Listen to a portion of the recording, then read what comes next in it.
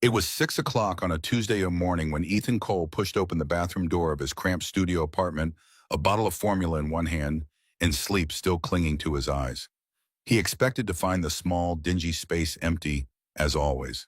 Instead, he froze. A woman stood in front of the cracked mirror, her dark hair wet and clinging to her shoulders, her face pale and drawn. Her eyes were swollen and red, and she was trembling. Ethan stumbled backward, his heart hammering against his ribs. But before he could shout, she turned to him and whispered in a voice so broken it barely carried across the tile. She asked if he remembered her. From the bedroom, Lily's small voice called out for her daddy, and the woman's face went white with panic. She begged him not to let the little girl see her. She said please, over and over, like her life depended on it. Ethan Cole had been a delivery driver for nearly 2 years, ever since the accident at the manufacturing plant, where he used to work as a skilled technician.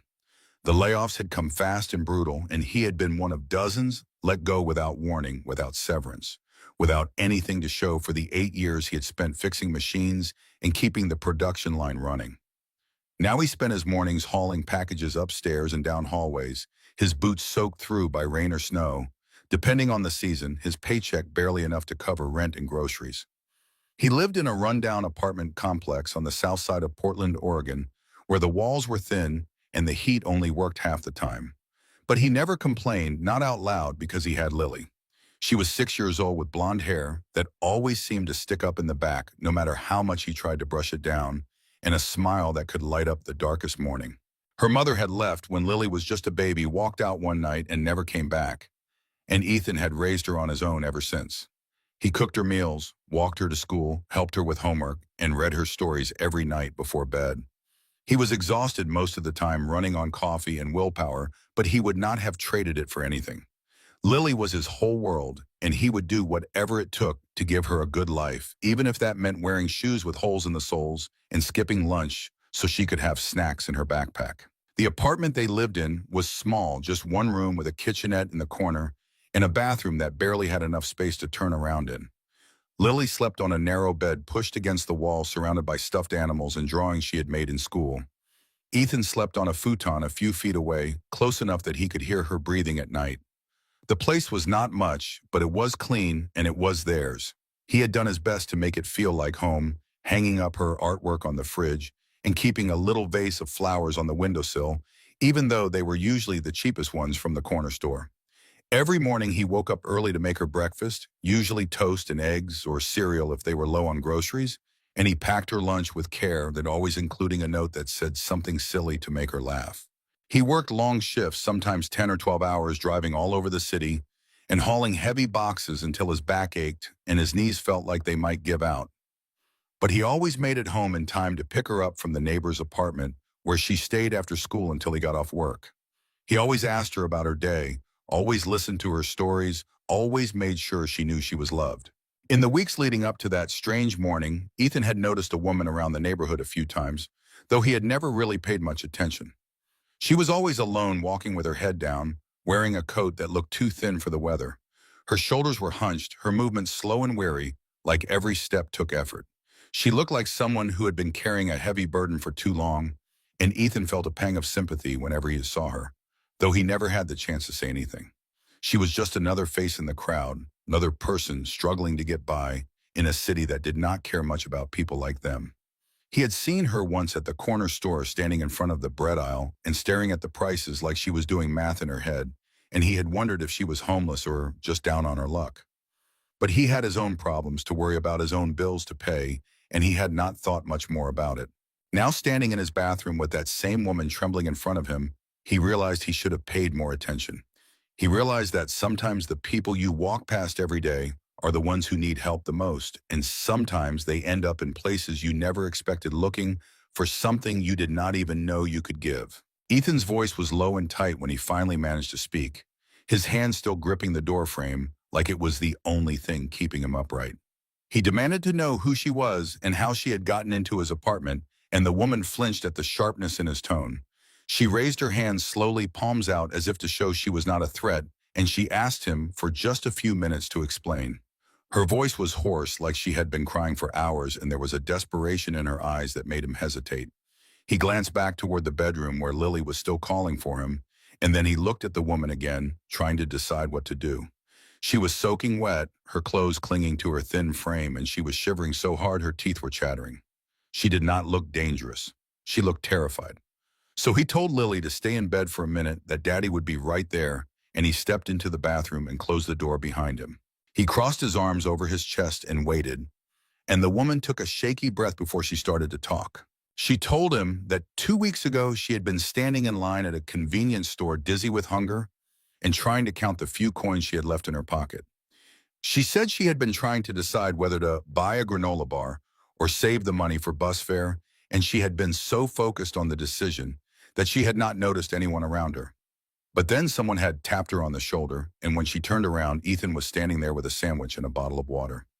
She said he had handed them to her, without a word, just a small smile and a quiet comment that everyone has bad days and that things would get better. She said she had tried to refuse, tried to tell him she was fine, but he had insisted, and then he had paid for his own things and left before she could even thank him properly. She said that moment had meant more to her than he could ever know, that it was the first time in weeks anyone had treated her like a human being, and she had thought about it every day since.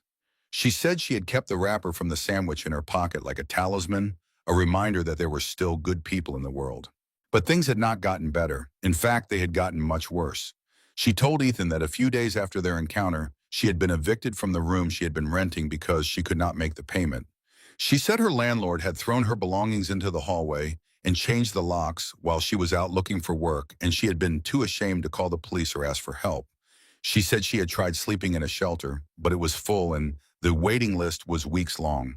So she had slept in her car for a few nights until someone broke in and stole everything she had left, including her wallet, her phone, and the last bit of cash she had been saving.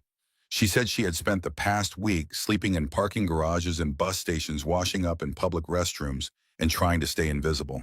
She said she had been cold and hungry and scared, and she had started to lose hope that things would ever get better. And then last night the temperature had dropped below freezing, and she had been walking through his neighborhood looking for somewhere warm to sleep. She said she had recognized his building from the day he had given her the sandwich, and she had seen that the back door to his unit was not fully locked, just stuck in the frame.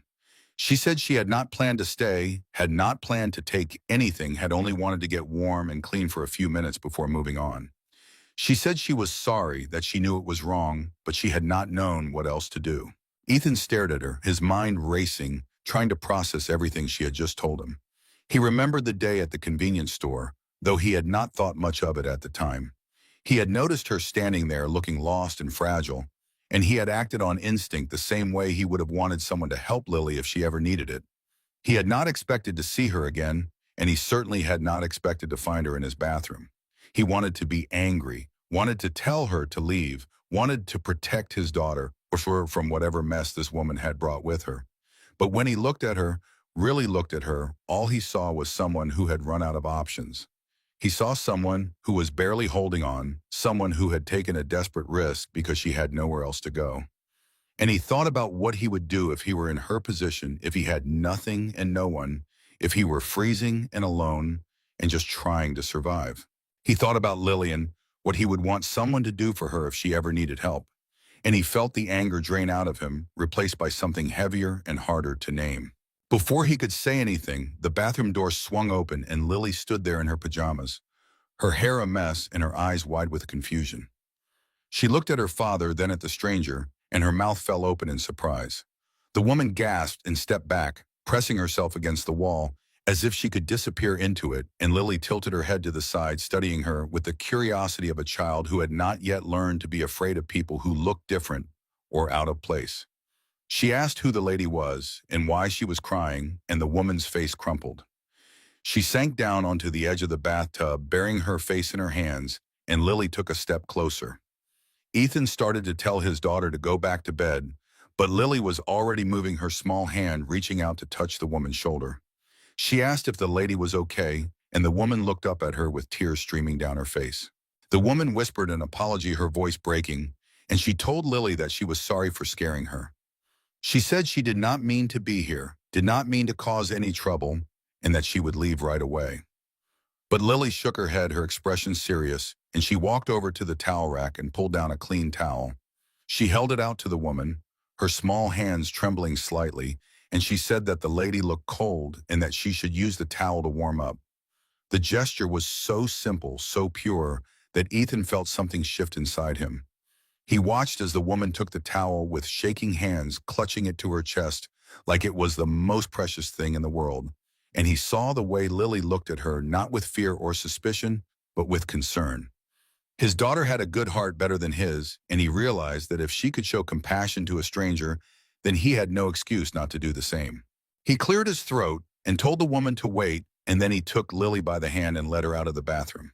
He made breakfast that morning, scrambled eggs and toast, and he set an extra plate at the small table in the corner of the apartment. Lily chattered away, asking questions about the lady and whether she had a home and whether she liked pancakes, and Ethan answered as best he could without giving too much away. The woman emerged from the bathroom a few minutes later, her hair still damp, but her face clean, and she hesitated in the doorway like she was not sure if she was allowed to stay. Ethan gestured to the chair, and she sat down slowly, her movements careful and uncertain. Lily passed her the plate of eggs with a bright smile, and the woman stared at it for a long moment before picking up the fork. She ate slowly like she was trying to make the food last, and Ethan could see the relief on her face with every bite. It was the first real meal she had eaten in days, maybe longer, and he felt a pang of guilt for ever thinking about turning her away. When they finished, Lily asked if the lady could stay for a little while, and Ethan looked at the woman and saw the hope and fear warring in her expression. He did not know what he was getting into, did not know if this was the right decision, but he nodded anyway. Later, after he had dropped Lily off at school and returned to the apartment, Ethan found the woman sitting on the edge of the futon, her hands clasped tightly in her lap. He sat down across from her and asked her to tell him the truth, the whole truth about why she was really here. She hesitated, her eyes darting to the door as if she was thinking about running, and then she took a deep breath and pulled up the sleeve of her shirt. There were bruises on her arm, dark purple and yellow in the shape of fingers. Someone had grabbed her hard and recently. Ethan's stomach twisted, and he asked her who had done that to her. She said it was complicated, that she had worked as an executive assistant at a mid-sized tech company downtown, and that she had been good at her job. She said she had been loyal and hardworking, and that her boss had trusted her with sensitive information, access to files and emails that most employees never saw. But a few months ago, she had started to notice things that did not add up. She said there were discrepancies in the financial reports, payments going to shell companies that did not seem to exist, and contracts being signed with vendors that had no online presence. She said she had started asking questions quietly at first, trying to understand what was going on, and her boss had told her not to worry about it, that it was all above board. But the more she looked, the more she realized that something was very wrong. She said she had found evidence of fraud money being siphoned out of the company and into private accounts, and she had made the mistake of confronting her boss about it. She said he had smiled at her, a cold, empty smile, and told her that she was a smart woman and that smart women knew when to keep their mouths shut. She said she had been scared, but she had also been angry, and she had made copies of the files and taken them home. She said she had been planning to go to the authorities to blow the whistle and do the right thing, but before she could, everything had fallen apart. Her boss had found out what she had done. She did not know how maybe he had been monitoring her computer, or maybe someone had seen her making copies, but he had known. She said he had called her into his office one day and fired her on the spot, claiming she had been stealing from the company. She said she had tried to defend herself, tried to explain, but he had security escort her out of the building, and within hours her bank accounts had been frozen and her apartment had been broken into. She said she had gone to the police, but when she tried to file a report, they had told her there was no evidence of a break-in and that it sounded like a civil matter. She said she realized then that her boss had connections, people who could make problems go away, and that she was in serious danger. She said she had been running ever since, staying off the grid, avoiding cameras, and using cash whenever she could. She said the files she had taken were on a USB drive, hidden in the lining of her coat, and that she had been trying to figure out how to get them to someone who could help without getting herself killed. Ethan listened to all of this, his mind reeling, and when she finished, he asked her why she had come to his apartment. She said she did not know that she had been desperate and cold, and that his building had been the only place she recognized. She said she had not planned to involve him, had not wanted to drag anyone else into her mess, but she had been out of options. He wanted to be furious with her, wanted to tell her that she had no right to bring danger to his door, especially when he had a daughter to protect. But before he could say anything, she started to cry again, her whole body shaking, and she told him that she did not have anyone else. She said her family had cut her off years ago, that she had no friends she could trust, and that everyone she had ever worked with was either too scared to help or part of the problem. She said she was alone, completely and utterly alone, and that she was sorry for putting him in this position, but she did not know what else to do. And Ethan sat there watching her fall apart, and he felt the anger drain out of him again, replaced by a deep, aching sadness. The next day, things took a turn. Ethan was at work hauling boxes up a flight of stairs when he got a text from his neighbor asking if everything was okay at his apartment. She said there was a black car parked outside and that a man in a suit had been knocking on doors and asking questions. Ethan's blood ran cold, and he immediately called the neighbor back, telling her not to answer any questions and to keep Lily inside. He left work early, ignoring his supervisor's protests, and rushed back to the apartment. When he arrived, the black car was still there, sleek and expensive, out of place in the rundown neighborhood. A man in a dark suit was leaning against it, his arms crossed, his eyes scanning the building like he was searching for something. Ethan ducked behind a dumpster and watched as the man pulled out a phone and made a call, his voice too low to hear. Then he got back in the car and drove away, and Ethan waited a full 10 minutes before he felt safe enough to go inside. When he opened the door to his apartment, the woman was standing by the window, her face pale and her hands trembling. Lily was sitting on the bed, clutching her favorite stuffed animal, her eyes wide with fear. She ran to Ethan as soon as she saw him, wrapping her arms around his waist and burying her face in his shirt. She asked if the bad man was gone, and Ethan felt his heart break a little. He picked her up and held her tight, promising her that everything was going to be okay, even though he was not sure if that was true. The woman apologized again, her voice thick with guilt, and she said she would leave right away, that she never should have come here. But Lily tightened her grip on Ethan and said she did not want the lady to go, that she was scared the bad man would hurt her. And Ethan looked at his daughter, then at the woman, and he realized that he was already too deep in this to walk away now. He set Lily down and walked over to the window, peering out at the street below. The black car was gone, but he had a feeling it would be back. He turned to the woman and asked her what the man in the suit wanted, and she said he was looking for the USB drive. She said her former boss had people everywhere, people who would do whatever it took to get the evidence back and silence her. She said she had been careful, they had stayed off the grid as much as possible, but somehow they had tracked her to this neighborhood. Ethan asked how they could have found her, and she admitted that she had made a mistake. She said she had used a payphone near the apartment to call a lawyer, thinking it would be safe, but she must have been followed. She said she was sorry that she had put him and his daughter in danger, and that she would disappear and never come back. But Ethan shook his head. He said it was too late for that the man in the suit had already been here, and that leaving now would only make things worse. He said if she ran, they would assume he knew something and they would come after him anyway. He said the only way to fix this was to finish what she had started.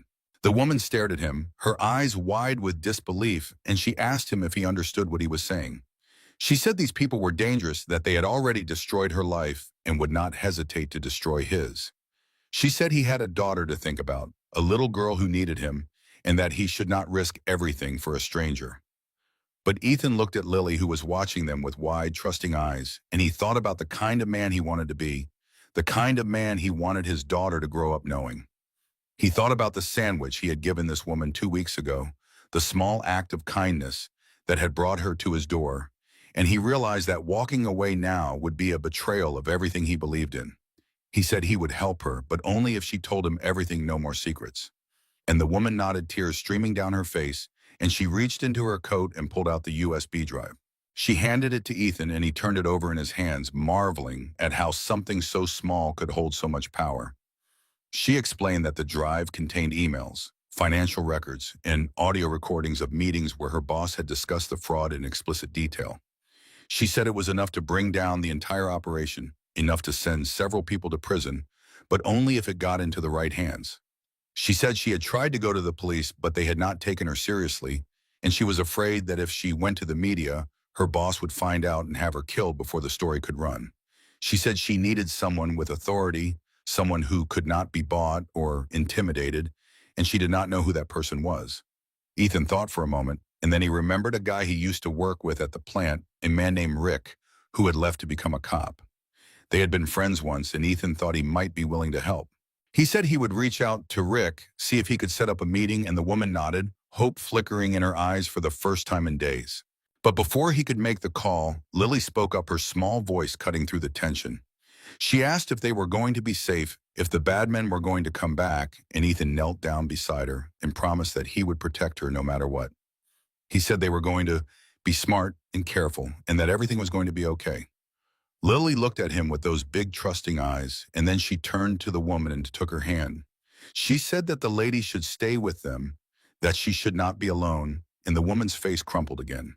She thanked Lily, her voice breaking, and she said she would do everything she could to keep them safe. And Ethan felt a surge of determination, a fierce protective instinct that he had not felt in years. He said they were in this together now, and that they were going to see it through to the end. The next morning, Ethan called in sick to work and spent the day making plans. He reached out to Rick, his old friend from the plant, and arranged to meet him at a diner on the other side of town. He told the woman to stay inside with Lily, to keep the curtains drawn and the door locked, and he promised he would be back as soon as he could. But when he went out to his delivery van, he noticed something was wrong. The brake pedal felt soft, spongy, and when he checked underneath, he saw fluid leaking onto the pavement. His heart sank, and he got out and inspected the brake line. It had been cut deliberately and cleanly, and he realized with a cold, creeping dread that this was a message. They knew where he lived, they knew what he drove, and they were willing to hurt him to get what they wanted. He went back inside and told the woman what he had found, and she went pale. She said this was her fault, that she had brought this danger to his door, and that he needed to cut ties with her before things got worse. But Ethan shook his head. He said he was already in too deep, and that running now would not change anything. He said the people after her had already made him a target, and the only way to protect himself and Lily was to make sure the evidence got out. He said he was not going to back down, not when they were this close. The woman looked at him like he was crazy, and maybe he was, but he had made his decision. He called a cab and told the woman to pack whatever she had. He said they were going to meet Rick, hand over the USB drive, and let the police handle it from there. And she nodded, her hands shaking, and started gathering her things. They left the apartment through the back door, moving quickly and quietly, and Ethan kept Lily close, his hand on her shoulder. He had hidden the USB drive in her backpack, tucked inside a small, zippered pocket, figuring that no one would think to search a 6-year-old girl. The cab arrived, and they piled in Ethan, giving the driver the address of the diner. But as they pulled away from the curb, Ethan saw the black car again, parked half a block down, and his stomach dropped. The man in the suit was standing beside it, talking on his phone, and when he saw the cab, he started moving. Ethan told the driver to go faster, and the woman grabbed his arm, her eyes wide with fear. The driver, an older man with a thick accent, asked if everything was okay, and Ethan said no, that they were being followed, and that he needed to lose the car behind them. The driver looked in the rearview mirror, saw the black sedan gaining on them, and nodded grimly. He took a sharp turn down a side street, then another, weaving through traffic with a skill that surprised Ethan. The black car stayed on their tail close enough that Ethan could see the man in the passenger seat leaning out the window, trying to get a clear view of their license plate. Lily was crying now, clutching her backpack, and the woman was whispering apologies over and over, her face buried in her hands. Ethan told the driver to head for the police station, that they needed to get somewhere public, and the driver nodded and floored it. They ran a red light, swerved around a delivery truck, and finally lost the black car in a maze of narrow streets near the industrial district. The driver pulled over in an alley, his hands shaking on the wheel, and Ethan handed him a wad of cash, more than the fare, and thanked him. Then he grabbed Lily and the woman, and they ran. They ended up at a bus station, crowded and chaotic, and Ethan bought 3 tickets on the next bus heading east. He did not know where they were going, did not have a plan beyond getting out of the city, but he knew they could not stay in Portland. They boarded the bus and found seats in the back, and Ethan held Lily on his lap, her small body pressed against his chest. The woman sat beside them, staring out the window, and Ethan could see the exhaustion and guilt written all over her face. He wanted to tell her it was not her fault, that she had done the right thing by trying to expose the fraud, but he did not have the words. So he just sat there holding his daughter and hoped that they would make it through this alive. The bus ride took hours, and by the time they arrived in a small town called Ridgefield, it was dark. Ethan found a cheap motel on the edge of town, paid for a room with cash, and ushered Lily and the woman inside. The room was small and dingy with 2 beds and a bathroom that smelled like mold, but it was safe, at least for now. Lily fell asleep almost immediately, exhausted from the day, and Ethan tucked her in and kissed her forehead. Then he sat down on the other bed and pulled out his phone. He called Rick, his old friend, and told him everything that had happened. Rick listened in silence, and when Ethan finished, he let out a low whistle. He said this was bigger than he had thought, and that Ethan needed to be careful. He said he would look into it, see if he could get the right people involved, but that it might take some time. Ethan thanked him and hung up, and then he looked at the woman who was sitting on the floor with her knees pulled up to her chest. He asked her what her name was, and she looked up at him surprised. She said her name was Claire and that she had not told anyone her real name in weeks. She said she had been using fake names, paying for things with cash, trying to stay invisible. But sitting there in that motel room with Ethan and Lily, she felt like she could breathe again. She said she was sorry and for everything, for dragging them into this mess, for putting Lily in danger, and Ethan told her to stop apologizing. He said she had done what she had to do to survive, and that he did not blame her for any of it. He said the people who were after her were the ones to blame, and that they were going to make sure those people faced justice. Claire looked at him. Her eyes filled with tears, and she said she did not know how to thank him. He said she did not need to thank him, that this was the right thing to do, and that he was not going to let her go through this alone. 2 days later, Rick called back. He said he had spoken to a federal agent. He knew someone who specialized in white-collar crime, and that the agent was very interested in the USB drive. He said they had set up a meeting in a secure location, and that Ethan needed to bring Claire in the evidence. Ethan agreed, and they made plans to meet the next morning. He told Claire, and she nodded, her face pale but determined. That night, as Lily slept, Ethan and Claire sat together on the motel room floor, talking quietly. She told him about her life before all of this, about the job she had loved and the apartment she had lost, and about the dreams she had once had. He told her about Lily's mother, about the loneliness of raising a child on his own, and about the constant fear that he was not doing enough. And somewhere in the darkness of that cheap motel room, they found a connection, a fragile thread of understanding that bound them together. The next morning, they met Rick and the federal agent at a coffee shop in a neighboring town. The agent was a woman in her 40s, sharp-eyed and professional, and she listened to Claire's story with a focus that made Ethan feel like they were finally being taken seriously. Claire handed over the USB drive, and the agent plugged it into her laptop, her expression growing darker with every file she opened. She said this was exactly what they needed, that the evidence was solid and damning, and that she would start building a case immediately. She said Claire would need to go into protective custody until the arrests were made, and that Ethan and Lily would need to be protected as well. Ethan's stomach twisted at the thought of being separated from Lily, but he knew it was the right thing to do. He agreed, and the agent made some calls arranging for safe houses and security details. Within a week, the arrests began. Claire's former boss was taken into custody at his office, along with 3 other executives and a handful of lower-level employees who had been complicit in the fraud. The local news ran the story, calling it one of the biggest corporate scandals in the state's history, and Claire's name was mentioned as the whistleblower who had brought it all to light. The story painted her as a hero, a woman who had risked everything to do the right thing, and Ethan felt a swell of pride when he saw it. Lily watched the news with him, her eyes wide, and she asked if the lady on TV was the same lady who had stayed with them. Ethan said yes, that Claire was very brave, and Lily nodded solemnly. She said she hoped Claire was okay, and Ethan said he hoped so too. A few weeks later, after the dust had settled and the danger had passed, Claire came to see them. She showed up at Ethan's apartment one afternoon dressed in a simple blue dress that she had bought with money from the reward the company had offered for information leading to the arrests. She looked different, healthier, more alive, and when Lily saw her, she ran over and threw her arms around her waist. Claire laughed a sound that was bright and genuine, and she hugged Lily back, tears streaming down her face. Ethan stood in the doorway watching them, and he felt something warm and unfamiliar settle in his chest. Claire looked up at him, and their eyes met, and for a moment neither of them said anything. Later, after Lily had gone to bed, Claire and Ethan sat together on the futon, a cup of tea between them. She told him that the prosecutors had offered her a deal that in exchange for her testimony, they would drop any charges related to her taking the files from the company. She said the trial would take months, maybe even a year, but that she was ready to see it through. She said she had found an apartment, a small place not far from his building, and that she was starting to rebuild her life.